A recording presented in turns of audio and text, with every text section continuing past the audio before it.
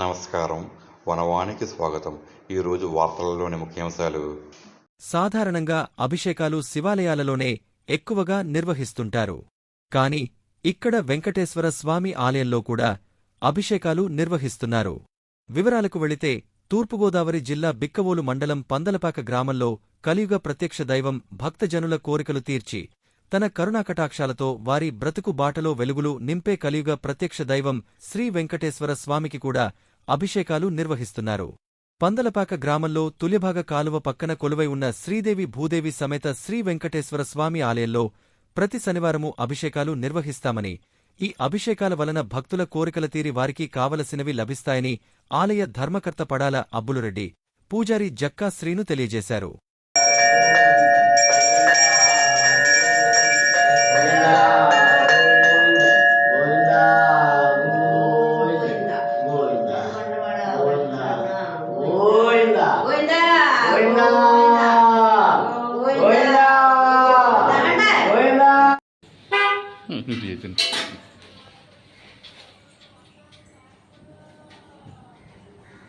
ఓం శ్రీ నమో వెంకటేశాయ.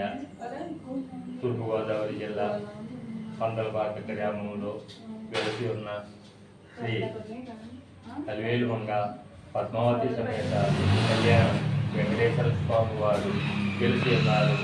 ఇక్కడ ఈ స్వామివారికి ప్రతి సంవత్సరము కూడా లక్ష తులసిపత్రి పూజ జరుగుతూ ఉన్నది.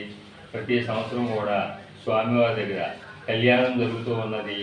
ఈ స్వామివారి మహిమలు ప్రతి శనివారం కూడా ఈ దాతల సహకారంతో ఇక్కడ స్వామివారి దర్శనానికి వచ్చే సుమారు 200 మందికి ప్రసాద వితరణం జరుగుతున్నది. ఈ కార్యక్రమం గత 2 సంవత్సరములుగా కూడా విరామం లేకుండా స్వామివారి భక్తులతో జరుగుతున్నది. ఈ స్వామివారికి ప్రతి శనివారము 18 రకముల అభిషేకములు, పాలు, కొబ్బరి నీళ్లు, తేనె, పంచదార వగైరా అభిషేకములు స్వామివారికి ప్రతి శనివారము నిత్యము నిర్వహిస్తూ ఉన్నాము.